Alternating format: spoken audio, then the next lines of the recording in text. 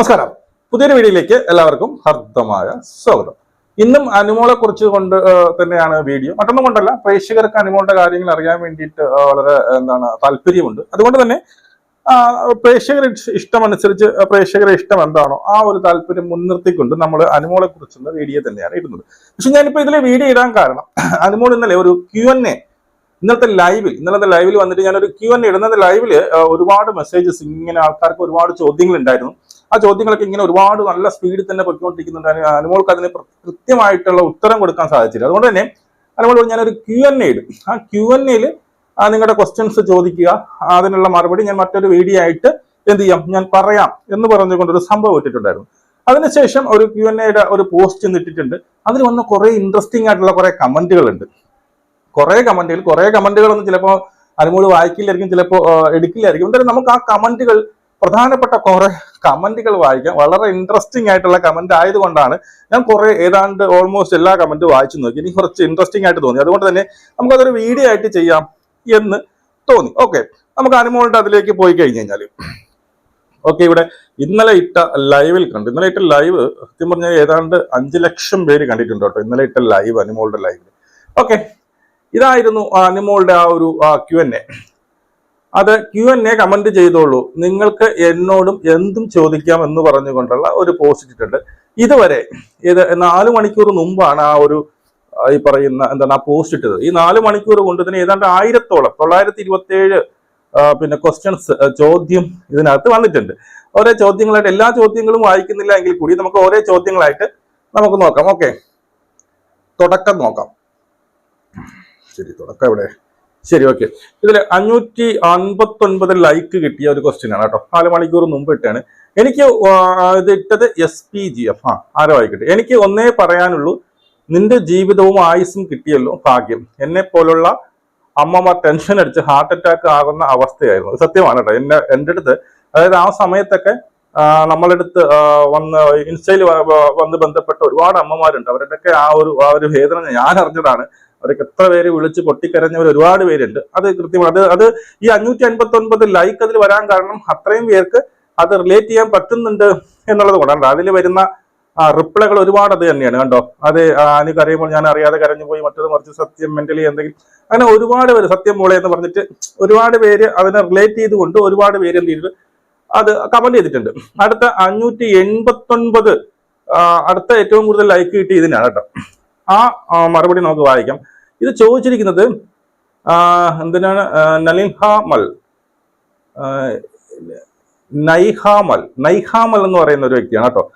ചോദ്യമില്ല, എനിക്കൊരു ചോദ്യമില്ല, പക്ഷെ ഒരു അഭ്യർത്ഥനയുണ്ട്. സൂക്ഷിച്ച് ചോദ്യങ്ങൾക്ക് മറുപടി പറയണം. നിന്റെ വായിൽ നിന്നും എന്തെങ്കിലും വീഴാൻ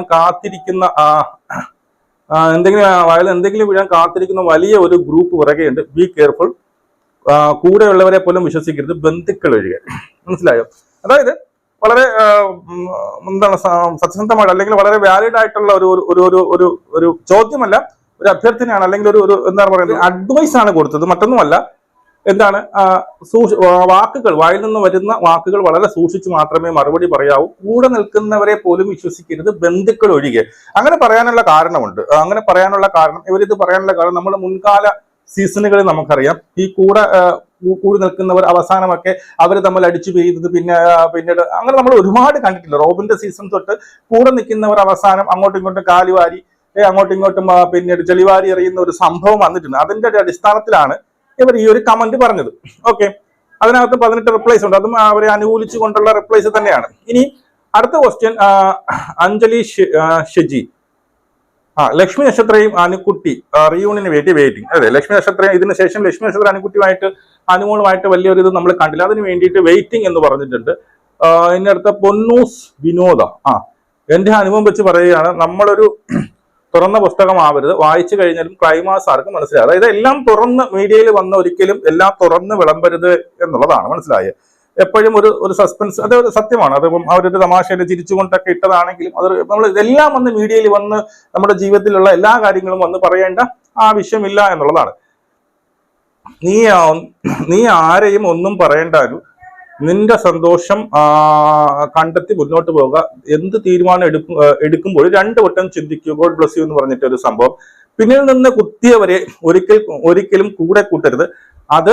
അത് ഗെയിം ആയാലും ജീവിതത്തിലായാലും ഹനിമോളുടെ കൈ ലാലേട്ടൻ ഉയർത്തുന്ന നിമിഷം കൈ അടിച്ച് സന്തോഷിച്ച ഒരാളിൽ ഞാനുമുണ്ട്.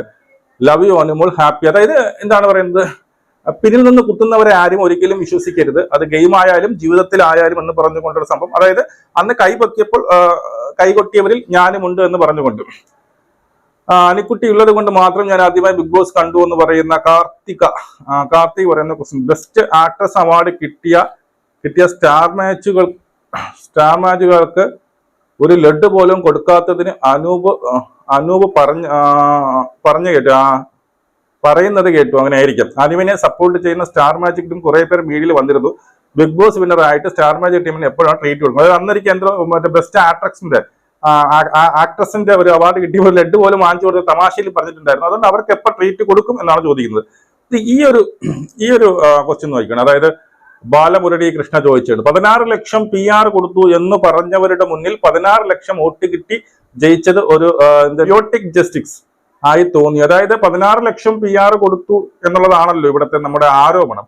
അവരിൽ നിന്ന് 16 ലക്ഷം PR എന്ന് പറയുന്ന ആ ഒരു വാക്ക്, നമുക്ക് 16 ലക്ഷം PR കൊടുത്തു എന്നാണ് എല്ലാവരും പറഞ്ഞത്. അവസാനം അനുമോള് ജയിച്ചതും ഈ പറയുന്ന 16 ലക്ഷം വോട്ടിനാണ് അല്ലേ. അതൊരു പ്രത്യേകത പോലെ നമുക്ക് തോന്നുന്നുണ്ട്. എന്റെ വീട്ടിന്റെ അടുത്തുള്ള എല്ലാ ഇത്തമാർക്കും അന്നക്കുട്ടിയെ ഒരുപാട് ഇഷ്ടമാണ്.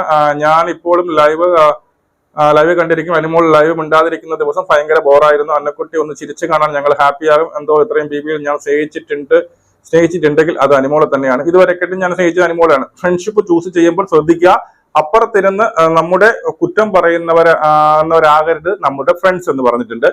അടുത്ത, നിന്നെ ഓർത്ത് മൂന്ന് സമയങ്ങളിൽ ഞാൻ കരഞ്ഞു. PR-ന് പുറത്താണോ ഞാൻ നിൽക്കുന്നത് എന്ന്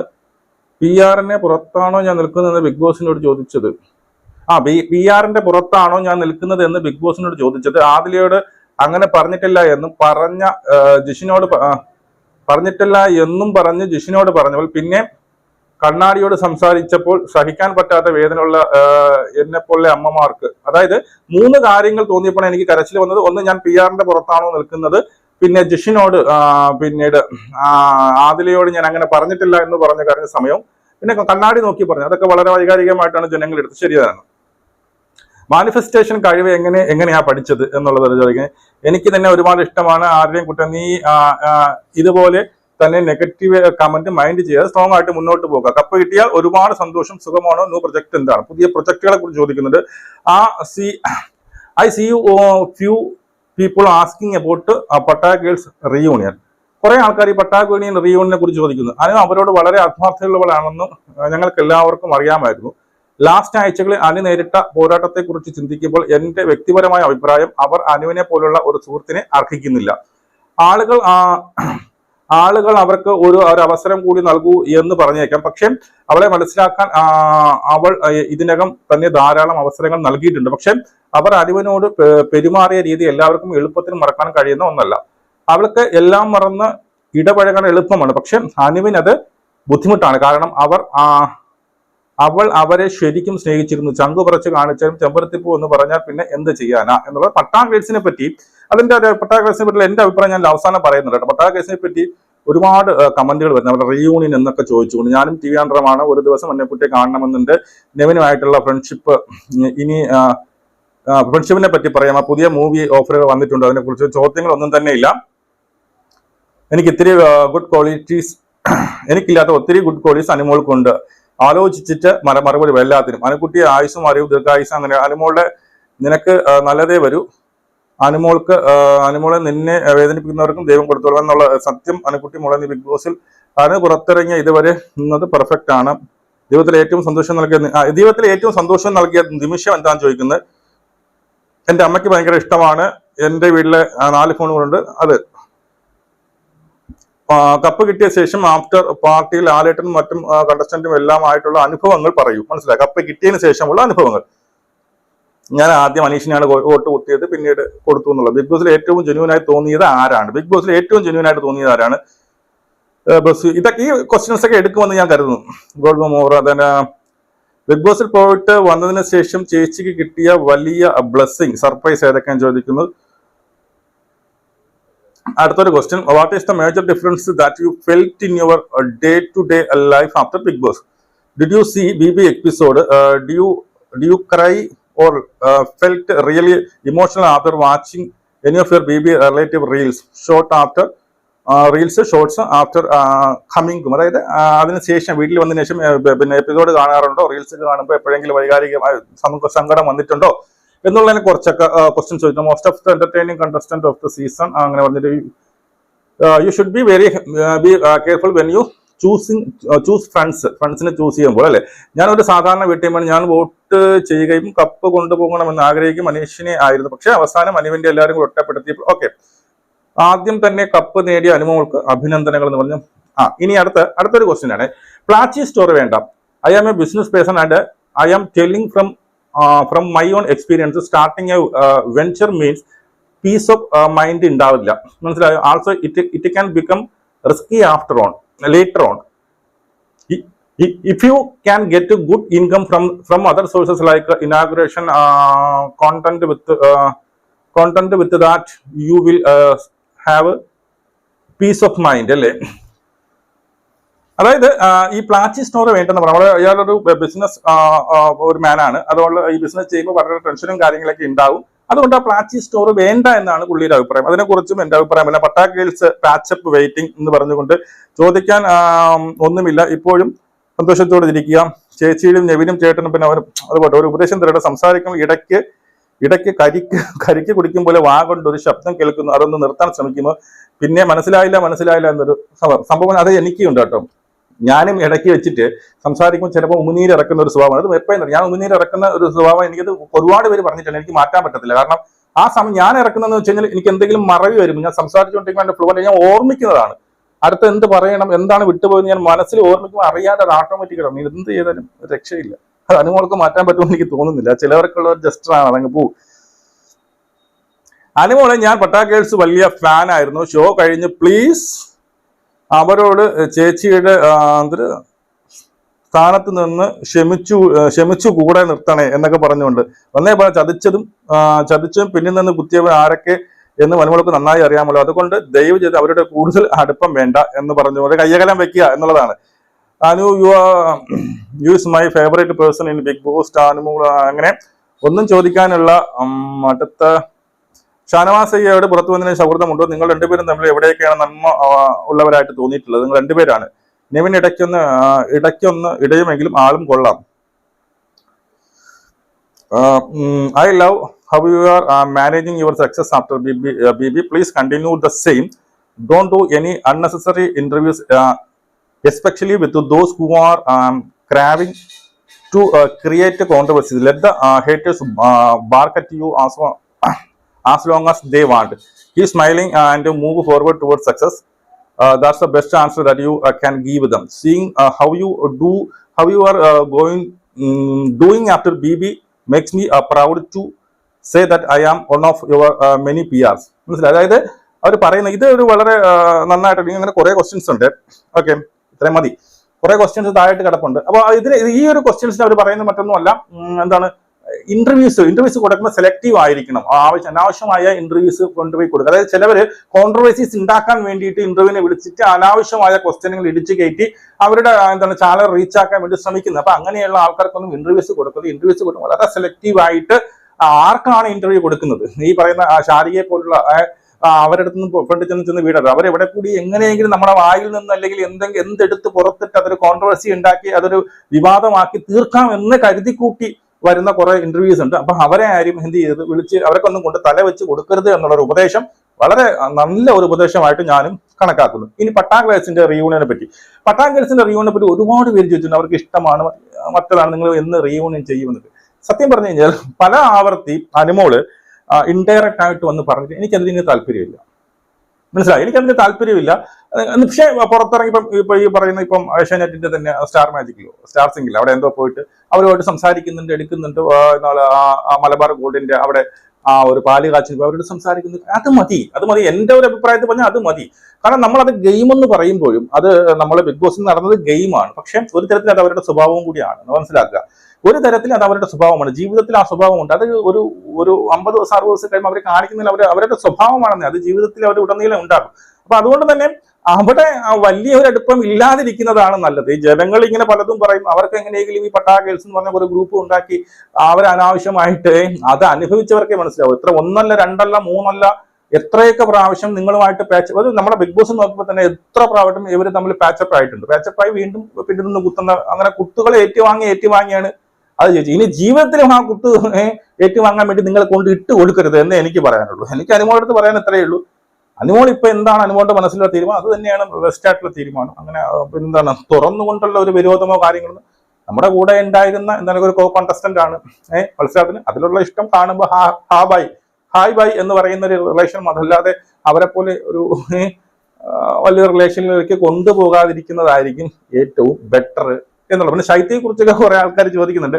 ആ ക്വസ്റ്റ്യൻസ് ഒന്നും എന്തായാലും അനുമോൾ ആൻസർ ചെയ്യാൻ പോകുന്നില്ല എന്നുള്ളതാണ്. അപ്പൊ എന്തായാലും 4 മണിക്കൂർ കൊണ്ട് തന്നെ ഏതാണ്ട് 1000 പേര് ഇതിൽ എന്ത് ചെയ്തു ക്വസ്റ്റ്യൻസ് ചോദിച്ചിട്ടുണ്ട്. ഇതിനൊക്കെ മറുപടിയുമായിട്ട് വരുമായിരിക്കും. പട്ടാ ഗേൾസിനെ പറ്റിയോ അല്ലെങ്കിൽ ശൈത്യയെ കുറിച്ചോ അനുമോൾ പറഞ്ഞതുപോലെ തന്നെ അതിനെക്കുറിച്ചൊന്നും ഒരു ഉത്തരം ഉണ്ടാകുമെന്ന് എനിക്ക് തോന്നുന്നില്ല.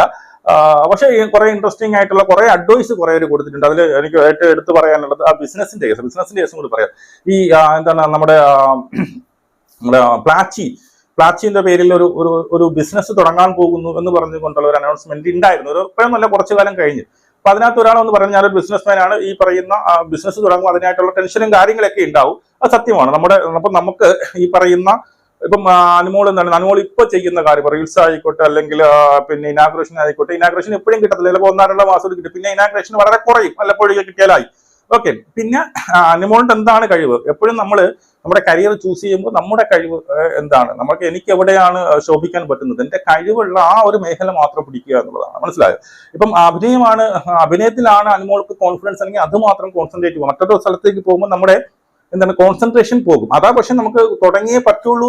നമ്മളൊരു ബിസിനസ് തുടങ്ങി അതൊരു ഫെയിലിയർ ആവും എന്നൊന്നുമില്ല, പക്ഷെ റിസ്ക് ഫാക്ടർ കൂടുതലാണ്. അതാ പക്ഷെ ഈ പറയുന്ന നമ്മുടെ പ്ലാച്ചി എന്ന് പറയുന്ന പേരിൽ ഒരു ബിസിനസ് തുടങ്ങണേ, അത് എപ്പോഴും ഞാൻ ഉദ്ദേശിക്കുന്നത് അതൊരു സക്സസ് ആവാൻ കൂടുതൽ ചാൻസ് അതൊരു ടോയുടെ ബിസിനസ് ആകുമ്പോൾ. അതായത് പ്ലാച്ചി എന്ന് പറയുമ്പോൾ ഒരു ടോയ് ആണ്. ആ ടോയുമായി ബന്ധപ്പെട്ട് കുറെ ബൊമ്മകളുടെ ഒരു ഷോപ്പ് ആണെങ്കിൽ കുറെ കൂടി ചിലപ്പം ഭയങ്കര വൻ ഹിറ്റ് ആവാനുള്ള ചാൻസസ് ഉണ്ട്. കാരണം ഈ പറയുന്ന പ്ലാച്ചി ഒരുപാട് ഈ പറയുന്ന കുട്ടികളുടെ ഇടയിൽ ഒരുപാട് ഇഷ്ടപ്പെട്ട ഒരു പേരാണ് പ്ലാച്ചി. അപ്പൊ പ്ലാച്ചി ഈ പറയുന്ന ടോയ് പിന്നീട് സ്റ്റോറെന്നോ അങ്ങനെ എന്തെങ്കിലും പറഞ്ഞിട്ട് ടോയുമായി ബന്ധപ്പെട്ടുള്ള ഒരു ബിസിനസ് ആണ് പ്ലാച്ചിയുടെ പേരിൽ തുടങ്ങുന്നതെങ്കിൽ അത് സക്സസ് ആവാൻ ഏതാണ്ട് ഒരു 90 എബോ ചാൻസസ് ഉണ്ട്. ബാക്കി ഏതെങ്കിലും ആണെങ്കിൽ അവിടെ താങ്കൾക്ക് അറിവുണ്ടെങ്കിൽ മാത്രം, ആ ബിസിനസിനെ കുറിച്ച് നല്ല രീതിയിൽ പഠിച്ച് അറിവുണ്ടെങ്കിൽ മാത്രം തുടങ്ങുക. അല്ലാതെ താങ്കൾ ഒരു ബിസിനസ് എടുത്ത് ആർക്കെങ്കിലും കയ്യിൽ കൊടുത്തിട്ട് ഞാൻ എന്റെ ജോലിയും ആയിട്ട് പോകുമെന്ന് പറഞ്ഞാൽ പിന്നെ ഈ നമ്മൾ നേടിയതെല്ലാം ഈ ഒരു ബിസിനസ് വഴി പോകാനുള്ള ചാൻസ് ഉണ്ട്. ഈ പറയുന്ന അനുമോളുടെ ഒരു കാര്യം പറയുക, അനുമോൾ കുറച്ച് ബിസിനസ് മൈൻഡുള്ള ഒരു വ്യക്തിയാണ്. അങ്ങനെ പൈസയൊന്നും അനാവശ്യമായിട്ട് ചിലവാക്കുന്ന ഒരു വ്യക്തിയല്ല, എല്ലാം സൂക്ഷിച്ച് കണ്ട് ചിലവാക്കുന്ന ഒരു വ്യക്തി ആയതുകൊണ്ട് തന്നെ ബിസിനസ് അനുമോളുടെ രക്തത്തിൽ അലിഞ്ഞു കിടക്കുന്നത്. അതുകൊണ്ട് തന്നെ ബിസിനസ് സക്സസ് ആവാനുള്ള ചാൻസസും കൂടുതലാണ്. അപ്പൊ അതുകൊണ്ട് തന്നെ അതൊക്കെ ഒന്ന് ആലോചിച്ച് തുടങ്ങുമ്പോൾ നമ്മൾ ഏത് ബിസിനസ് തുടങ്ങണമെന്നുള്ളത് അറിയാവുന്ന ബിസിനസ് മാത്രം, അതല്ല നമ്മൾ ഇപ്പോഴത്തെ കരിയർ എന്താണ് എനിക്ക് അറിയാവുന്നത് അതുമായി മുന്നോട്ട് പോകാനാണ് അതായിരിക്കും ഇത്തിരി കൂടി ബെറ്റർ. അതെ പക്ഷേ പ്ലാച്ചി എന്ന് പറയുന്ന ഒരു വളരെ തെറ്റായിട്ടുള്ള ഒരു തീരുമാനമൊന്നുമല്ല പ്ലാച്ചി എന്ന് പറയുന്ന പേരിൽ ഒരു ബിസിനസ് തുടങ്ങുന്നത്. പക്ഷെ തുടങ്ങുമ്പോൾ ഏറ്റവും കൂടുതൽ എൻ്റെ ഒരു ഇത് വെച്ചിട്ട് അതൊരു ടോയ് ബിസിനസ് തന്നെയായിരിക്കും. ടോയ് ഏത് ബിസിനസ്സിലും നമുക്ക് ലാഭമുണ്ട്. അതൊരു ടോയ് ഒരു ബിസിനസ് ആണെങ്കിൽ നല്ല രീതിയിൽ സക്സസ് ആവാനുള്ള ചാൻസസ് വളരെ കൂടുതലാണ്. നിങ്ങൾ അഭിപ്രായം കമന്റ് ചെയ്യപ്പെടുന്നത് നമുക്ക് വീണ്ടും കാണാം. ജയ് ഹിന്ദ്.